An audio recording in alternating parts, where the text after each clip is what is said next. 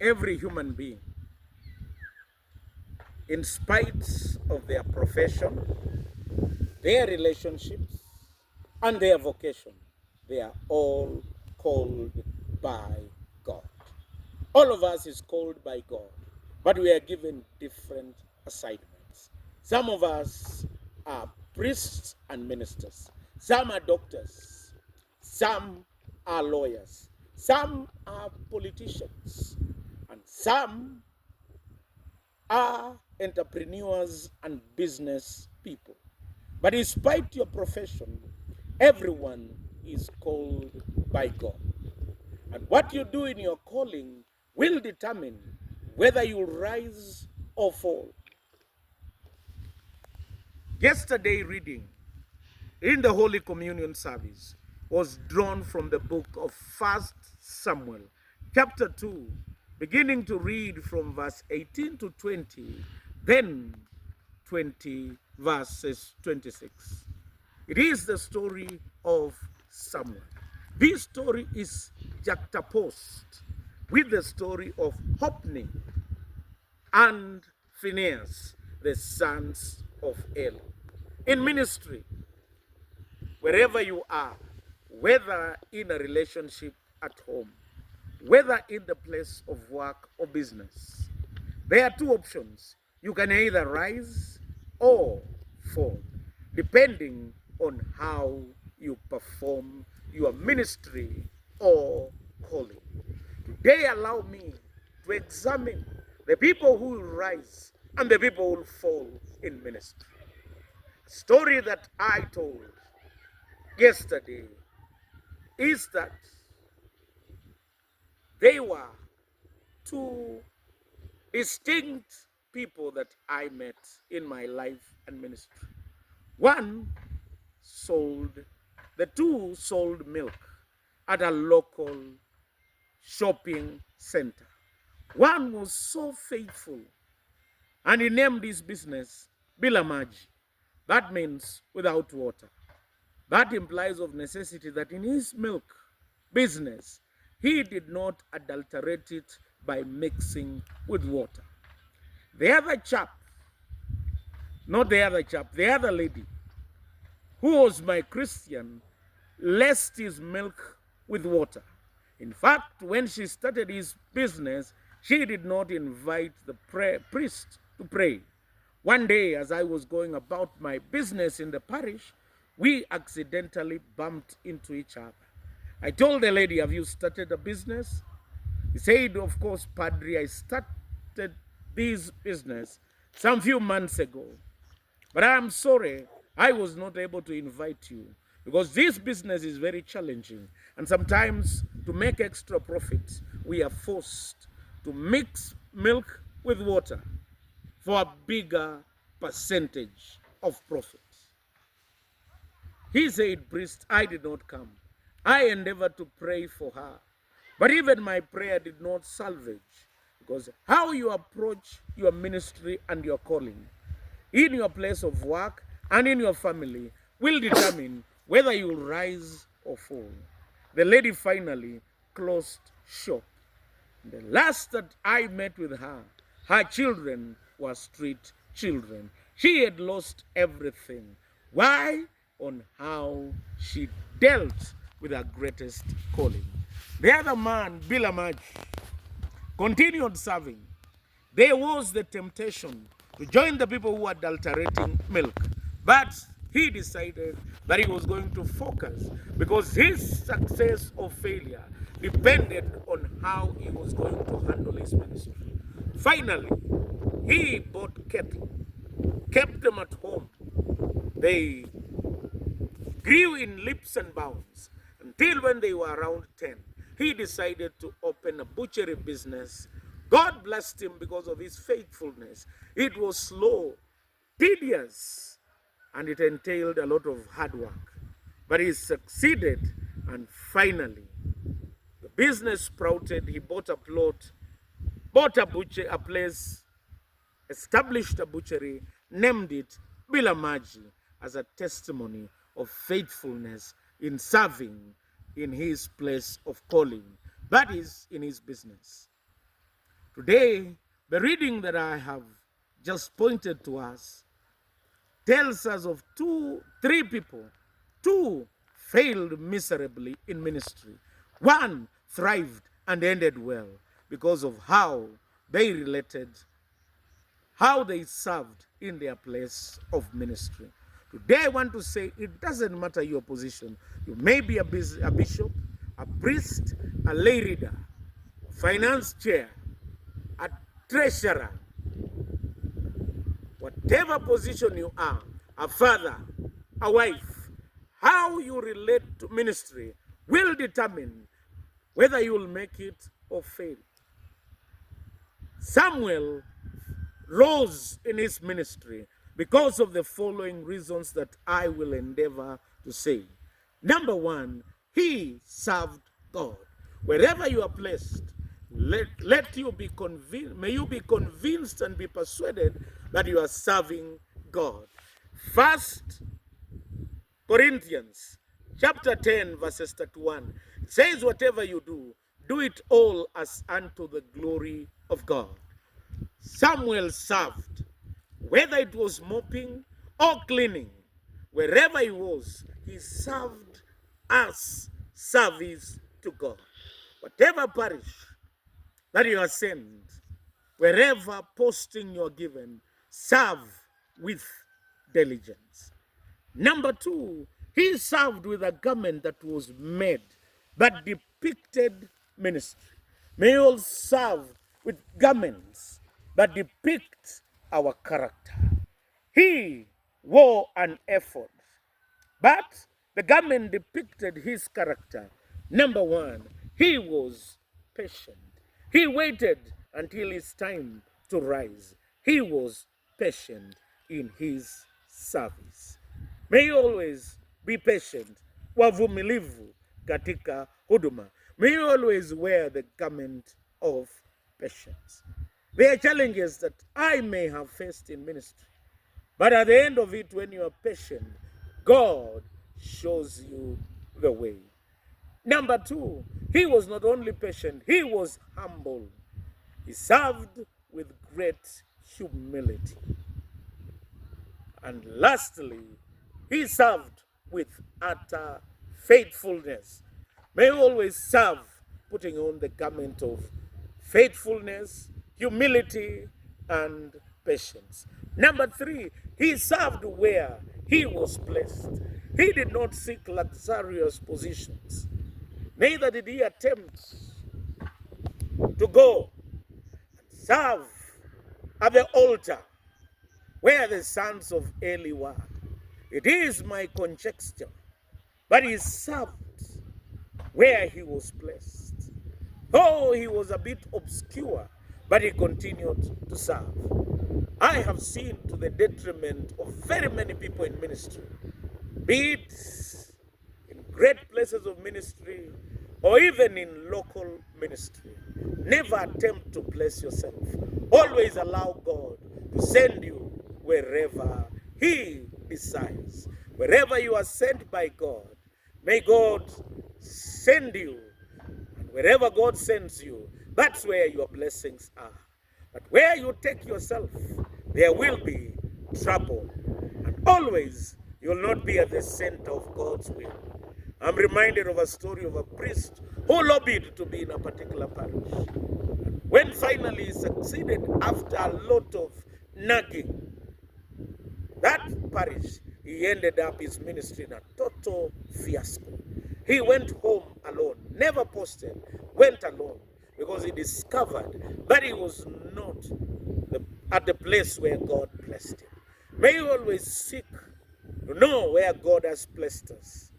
Where God places us, he places us through the servants that are our overseers. And wherever we are sent, let us go. Wherever there are challenges, let's look for God's will.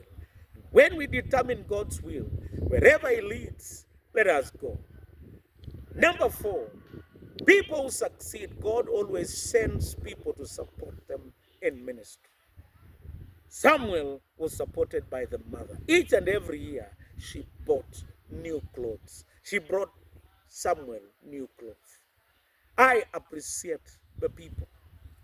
In my over 2.5 decades of ministry, there have been people, without complaining, they have always supported me wherever I go. I can never forget my elder brother, Sir Alex, and the entire family, including my wife and children. They have always supported me without question. Family is critical in the support of ministry. Right now, I've been supported by my wife and children. I am in abeyance. They have supported me, given me an opportunity to serve. God always sends family to support us. Number two, there are people that I will mention. There are very many I cannot mention because of time and space. But I want to say, Alex Misiga, for the last 21 years, has supported my ministry without complaining up to until when I was doing the last Thanksgiving in my parish. He supported me without any question or without any reservation. I remember the likes of Dr. Sam. I remember when I was in Giminini, John Baraza, the Walkers, the Dimboas, Eliorone, Mama Beatrice, Mama Margaret, Mama Margaret Asioni, and the rest I cannot mention. They supported me. And I want to say that in the parishes that I've served, God has always sent Christians to support me. I remember Holy Trinity Parish, Kericho, Kipsik Rock, Tot Missionary Area, St. John's Kiminini, St. John's Elgon Archdeaconry,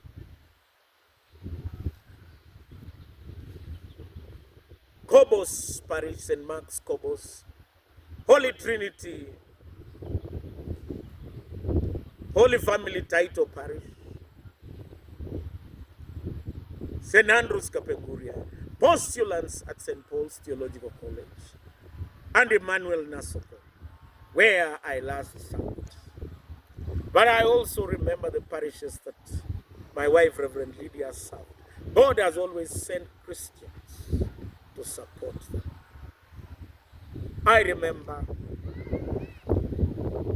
St. Luke's Cathedral, Kitale, St. Paul's Parish, St. Francis Muungano,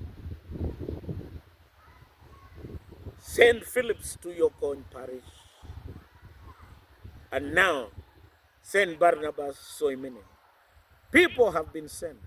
Most especially, I'll appreciate the PCC executive and the PCC, all the lay readers, evangelists, and the Christians.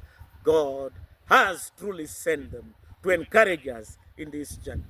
God has sent some people to ensure that we have the provisions. And lastly, God will always send people, even to St. Paul's Saboti, where she is going to minister. The other thing that I want to mention, that in this ministry, Samuel arose because he served from the heart. He served diligently, and he served and ended well.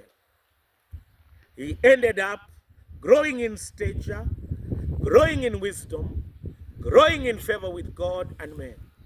And he ended up as a judge, a priest, and a prophet. It is my prayer that we will end well in ministry. But I want to say there are people who will fall in ministry. Let us look at the sons of Eli, who are Hophni and the other brother. Number one, they were crooked. They did not know God. If you serve and you do not acknowledge God as part and parcel of your ministry, you will never serve. You will serve your own interests. You will serve the interest of people, finally you'll fail badly. They had an agenda to serve themselves. They did not succeed in ministry. The other thing is that their character had a serious challenge. They were not faithful to their calling. Number two, they were not patient. Number three, they were not humble. They were proud and arrogant. And their interest was first. In their ministry, it was me, I, and myself. The meat that was given in the offerings, what they did, they were not patient to wait until it was burned. They took God's part, which was the best. They also took the part of the worshiper, and they took the part of the priest. Just like these days, as we minister, let us not focus on me, I, and myself. Let us focus on others. Let us serve others with all diligence, dedication, and determination. Why did they not wait for the meat to burn? Number one, they may have wanted to take God's portion. Sometimes we are impatient in ministry and we want to take God's portion. We want to take His glory and honor. Number two, we want to take even the tithe, what belongs to God and what is sacred. It is my prayer that we will not take God's part. Number two, they thought ministry is business, and raw meat would have sold to certain people. I want to say people have merchandised ministry, selling of anointing oil, selling of handkerchiefs in the name of God. Just like Gehazi, they will end badly. They ended up in total disaster. Fourth thing that they did is that they did not love the people that they ministered. They used them and loved the proceeds. They used their ministers for their own sexual satisfaction and financial satisfaction. They did not care about them.